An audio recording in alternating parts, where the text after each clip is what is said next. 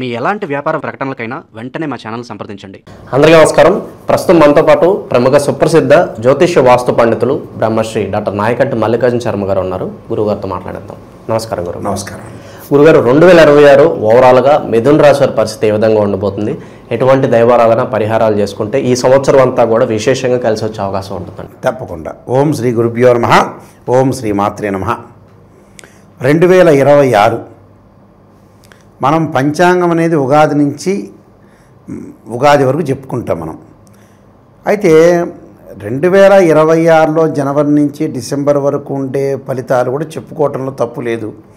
ఇది ఆంగ్లమానం కిందకి మనం భావిస్తారు చాలామంది కూడా. ఏదైనా మనం ఆంగ్లమానం అనుకుంటాం, కానీ జనవరి 2026 మన క్యాలెండర్లో పెట్టుకుంటాం, డిసెంబర్ 2026 వరకు కూడా క్యాలెండర్లు చూసుకుంటాం. మన వాళ్ళు వద్దు అని అనుకుంటారు, కానీ మళ్ళీ వాళ్ళ ఇళ్లలో క్యాలెండర్ ఉంటుంది, డేట్లు చూస్తారు. డేటు చూసుకోకుండా తిథి వారం చూసిన వాళ్ళు ఎంతమంది ఉంటారు? డేటు వారము తిథి కంజంక్షన్ అవుతాయి. పలాని రోజు పలాని అనుకుంటుంటారు.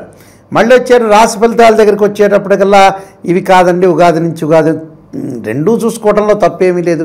ప్రతి నెల మనం చూసుకున్నట్టు రాశి ఫలితాలు ఇలానే చూసుకోవచ్చు కూడా, తప్పేమీ లేదు. అయితే యథార్థంగా ఏంటంటే ఉగాది నుంచి ఉగాది వరకు చూసుకోవాలి, అంటే మన తెలుగు సంవత్సర పంచాంగం ప్రకారంగా. ఎందుకంటే అప్పుడు రాసులు కానీ రాజ్యపూజ్యాలు కానీ అవమానాలు కానీ ఇలాంటివన్నీ, ఆదాయం కానీ ఇలాంటివన్నీ, గ్రహణాలు కానీ ఇవన్నీ కూడా లెక్కేసుకుంటాం మనం. అయితే 2026లో నుంచి జనవరి నుంచి డిసెంబర్ వరకు కూడా మిథున రాశి వాళ్ళు చూసుకుంటే, మిథున రాశి రాశ్యాధిపతి బుధుడు. మిథున రాశి వాళ్ళకి ఆరుద్ర నక్షత్రం కూడా ఉంటుంది మిథున రాశిలో. అయితే మిథున రాశి వాళ్ళకి సహజంగా ఎలా ఉంటుందంటే, మనసులో కల్మషం లేకుండా క్యారెక్టర్లో ఓపెన్గా చెప్పేవాళ్ళు ఎక్కువ మంది ఉంటారు. అంటే ఓపెన్గా చెప్తారు, అంటే బహిరంగంగా ఏదైనా సరే తప్పు కానీ ఒప్పు కానీ రైట్ ఆర్ రాంగ్ రెండింటిని కూడా ప్రజెంటేషన్ చేసే అవకాశాలు ఎక్కువగా ఉంటాయి. అలానే ప్రేమించే వ్యక్తులు కూడా వీళ్ళు, అంటే లవ్ అట్రాక్షన్ కూడా ఉంటుంది వీళ్ళకి. కోపం ఉంటుంది కానీ లోపల కల్మషం ఉండదు. కానీ వీళ్ళని చూస్తే చాలామంది కూడా ఏంటి విపరీతమైన ఆవేశంతో ఉన్నారు, కోపంతో ఉన్నారు, ఉద్రిక్తమైన స్వభావంతో ఉన్నారు అని ఆలోచన చేసేవాళ్ళు చాలామంది ఉంటారు. కానీ లోపల కల్మషం ఉండదు. అంటే ఓపెన్ క్యారెక్టర్, అంటే ఓపెన్ మైండ్ వీళ్ళది. అంటే ఓపెన్ మైండ్ కానీ లౌకికం తక్కువ. అంటే ఎక్కడ ఏది మాట్లాడాలో వీళ్ళకి తెలియదు. అంటే 10 మందిలో దాదాపు 6-7 అలానే ఉంటారు. అంటే కాలం అనేది లౌకికంగా ఉంది కదా, ఆ లౌకికాన్ని బట్టి నడవటం కూడా చాలా ఇంపార్టెంటే. వీళ్ళు లౌకికం తక్కువగా ఉంటుంది, వీళ్ళ యొక్క పర్సంటేజ్లో లౌకికం తక్కువ. హార్ష్గా ఉంటారు, కోపంగా ఉంటారు, జ్ఞానం అనేది అపురూపంగా ఉంటుంది, నాలెడ్జ్ అనేది చాలా ఎక్కువ ఉంటుంది వీళ్ళకి.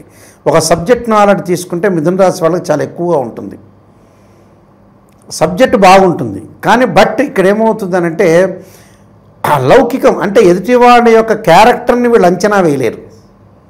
కొద్ది వరకు మాత్రమే అంచనా వేస్తారు, పరిపూర్ణంగా అంచనా వేసే శక్తి అనేది తక్కువ ఉంటుంది. అసలు వాస్తవంగా మిథున రాశి వాళ్ళకి అధిపతి బుధుడే. ఎదుటివాడి యొక్క బుద్ధిని అంచనా వేయాలి నిజం చెప్పాలంటే. కానీ ఎక్కువ మందికి 10లో 6 అలా ఉండదు. అయితే ఈ 2026లో ఈ మిథున రాశి వాళ్ళకి ఈ ఎలా ఉండబోతుంది చూసుకునేటట్టయితే, గ్రహాల యొక్క స్థితిగతులను మనం ముందుగా అంచనా వేయాలి. ఇవన్నీ కూడా చాలామంది కూడా భావిస్తుంటారు, ఈ 2026లో ఇలాంటి ఫలితాలే ఉంటాయండి, ఈ గురువుగారు చెప్పారు, నాయకంటి గారు చెప్పారు, ఇలానే ఉంటాయి అనేది భావించొద్దండి. ఎందుకంటే ఇవన్నీ కూడా గోచారరీత్యా చెప్పబడే ఫలితాలు. దాని వెనక ఇంకో క్వశ్చన్ వస్తుంది, ఎందుకు చెబుతున్నారు గురువుగారండి అని చెప్పేవాళ్ళు కూడా ఉంటారు. అది అదృష్టం అనేది ఏంటంటే 1 సెకండ్ చాలు. అంటే గోచారం ఎందుకు చెబుతారంటే ఆస్ట్రాలజర్సు, మనం చెయ్యనివి, చేసే పనులు, చెయ్యకూడనివి ఇలాంటివన్నీ కూడా ఉంటాయి. అలాంటివన్నీ కూడా మనం అంచనా వేయాలి. అలాంటివన్నీ కూడా అంచనా వేసి ఒక సూచనప్రాయంగా తీసుకోవాలి. ప్లస్ చేయాల్సిన పనులు చేసుకొని ముందుకు వెళ్ళాలి. అయితే గ్రహాల యొక్క స్థితిగతి మనం ముందుగా వస్తే, డిసెంబర్ 7వ తారీఖు 2026 రాహుకేతుల యొక్క మార్పు. రాహు కుంభరాశి నుంచి మకర రాశిలోకి, కేతువు సింహరాశిలోంచి కర్కాటక రాశిలోకి మారుతారు. December 7, 2026 clear. మరి రాహు వల్ల ఎలాంటి లాభం పొందుతుంది, కేతు వల్ల ఎలాంటి లాభం పొందుతారో చూసుకునేటట్టయితే డిసెంబర్ 6 వరకు రాహు కుంభరాశిలోనే ఉంటాడు. లాస్ట్ 23 డేస్ మనకి ఏదైతే మకర రాశిలోకి వెళ్ళిపోతాడు. వీళ్ళకి ఎలా ఉండబోతుంది మిథున రాశి వాళ్ళకి చూస్తే డిసెంబర్ 6 వరకు కూడా అనుకూలంగా ఉంటుంది. ఎలాంటి ప్రాబ్లమ్స్ అనేవి ఉండవు. వాళ్ళకి చాలా అద్భుతమైన రిజల్ట్స్ వచ్చే అవకాశాలు బాగా ఎక్కువ ఉంటాయి. అంటే ఆర్థిక పరంగా కానీ, స్థితిగతుల విషయంలో కానీ, ఫైనాన్షియల్ పరంగా విదేశాలకు వెళ్ళే అవకాశాలు ఎక్కువగా ఉండటం ఒకటి, నూతన వస్తువులు కొనుగోలు చేసే అవకాశాలు బాగా ఎక్కువ ఉంటాయి. నూతన వస్తువులు కొనుగోలు చేస్తారు, డబ్బులు ఖర్చు పెట్టే స్థితి కూడా వీళ్ళకు ఉంటుంది. అంటే వీళ్ళకి 2 రకాల అంచనాలు ఉంటాయి. యాక్చువల్గా అయితే 2 రకాల అంచనాలు అంటే ఏంటంటే మిథున రాశి వాళ్ళకి అవమానాలు జరుగుతాయి, డబ్బులు ఖర్చు పెడతారు.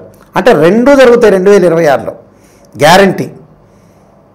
అయితే ఇక్కడ అవమానాలు ఎందుకు జరుగుతాయి అంటే అవమానాలు జరగకుండా కాపాడుకోవాలి. బంధువులతోటి స్నేహితులతో అతిగా మాట్లాడకూడదు. ఈ సంవత్సరం అంతా కూడా ఎంత మితభాషిగా ఉండాలి. గ్రాస్పింగ్ పవర్ ఉంది కదా అని ఎక్కువగా మాట్లాడితే కూడా ఇబ్బందులు కలిగే అవకాశాలు ఉంటాయి. అంటే వాళ్ళ పైన ఉండే ఆఫీసర్స్తో కానీ, కింద ఉండే వ్యాపారస్తులతో కానీ భాగస్వామ్యం అంటే జాయింట్దారులు కానీ ఇలాంటి వాటితో జాగ్రత్త ఉండాలి. అందులో అదొక ఇంపార్టెంట్ పాయింట్. విదేశాల్లో ఉన్న వ్యక్తులు కూడా చాలా జాగ్రత్తగా అనుసరించి ముందుకు వెళ్ళాలి. అంటే దీని యొక్క సూచన ఏంటంటే ఎంతవరకు మనం మాట్లాడాలో అంతవరకే మాట్లాడాలి. కొన్ని సందర్భాల్లో ఏంటంటే ఎఫెక్ట్ ఎక్కువ వస్తుంది, మన మాటే మనకి ఖర్చు అవకాశాలు ఎక్కువ ఉంటాయి. కాబట్టి ప్రతి పాయింట్ని కూడా మనం అనాలిసిస్ చేసి చాలా జాగ్రత్త ఆలోచన చేసి ముందుకెళ్ళాలి. విదేశాలకు వెళ్ళే అవకాశాలు ఉన్నాయి, కానీ మనసును అదుపులో పెట్టుకోవాలి, మాటను అదుపులో పెట్టుకోవాలి. ఆరోగ్యపరంగా ఇబ్బందులు కలగకుండా చూసుకోవాలి. ఆరోగ్యపరంగా ఎప్పుడు ఇబ్బందులు కలుగుతాయి? డిసెంబర్ 7వ తారీఖున వీళ్ళకి అష్టమ స్థానం రాహు యొక్క సంచారం. అష్టమంలో రాహు మంచివాడు కాదు.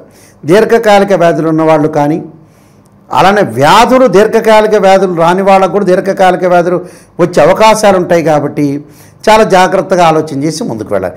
అంటే మితాహారము, మితమాట, ఎవరితో కూడా గొడవలు వాటిల్లో వెళ్లకుండా, వాహన ప్రమాదాలు జరగకుండా హెల్త్ పరంగా కాన్సన్ట్రేషన్ చేయాలి. హెల్త్ ఈజ్ వెల్త్ అన్నారు, హెల్త్ ఈజ్ గ్రేట్ లక్ అన్నారు.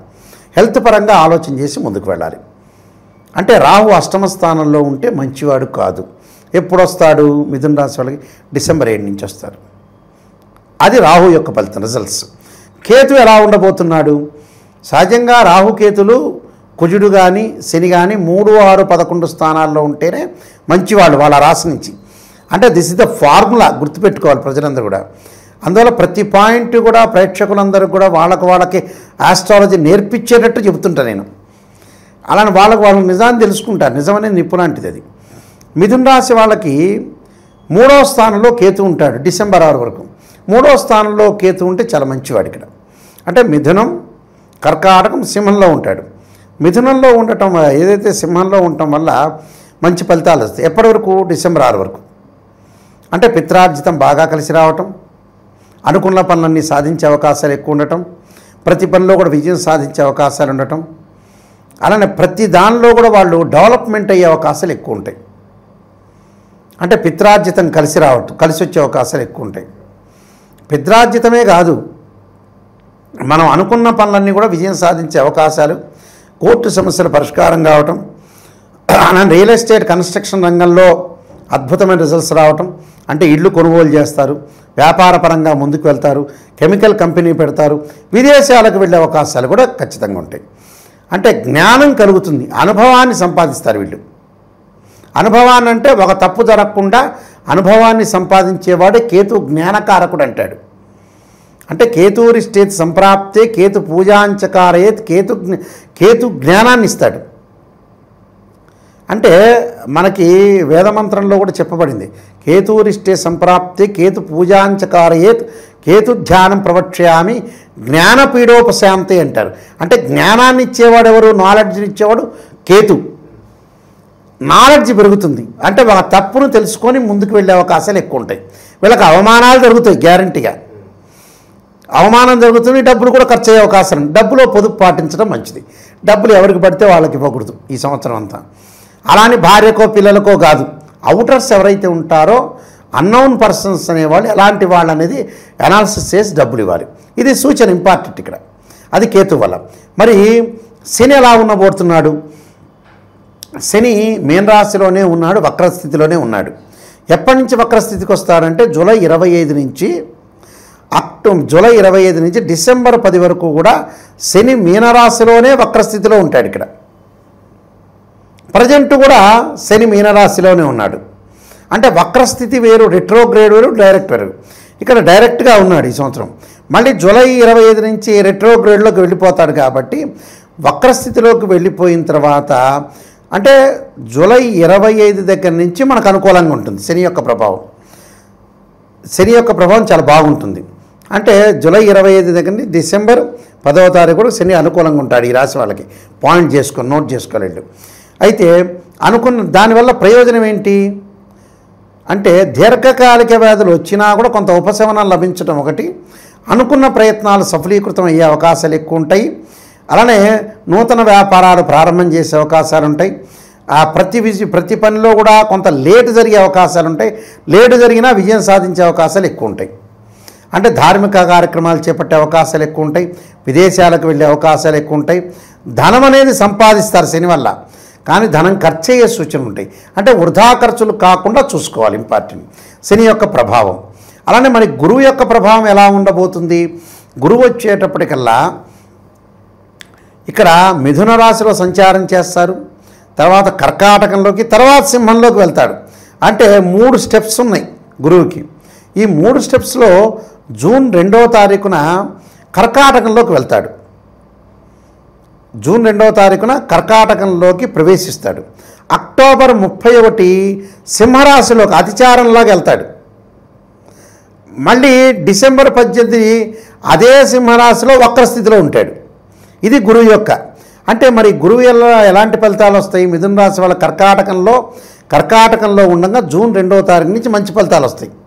ద్వితీయ స్థానంలో గురువు మంచివాడు, ధనాన్ని ఇస్తాడు, యశస్సుని ఇస్తాడు, అన్నీ ఇస్తాడు. నేను ఇందాక చెప్పాక ధనయోగం అనేది ఒకటి ఉంది గురువు వల్ల, కానీ ధనం ఖర్చు అయ్యే సూచనలు కూడా ఉంటాయి. చాలామంది మాకు యోగం ఉందండి, డబ్బులు వస్తున్నాయని చెప్తారు, కానీ దానివల్ల డబ్బుని యూటిలైజ్ చేయడం కూడా చాలా ఇంపార్టెంట్. మళ్ళీ సింహరాశిలోకి రాగానే డబ్బులు ఖర్చు అవుతాయి. ఈయనకి ఎప్పుడు వస్తాడు సింహరాశిలోకి? తృతీయంలోకి అక్టోబర్ 31వ తారీఖున వస్తాడు.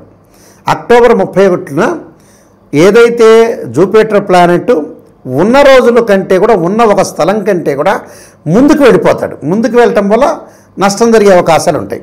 కాబట్టి ఏదైనా అక్టోబర్ 31 నుంచి ధనపరంగా చాలా జాగ్రత్తగా ఉండాలి. టోటల్ పాయింట్ ఇక్కడ.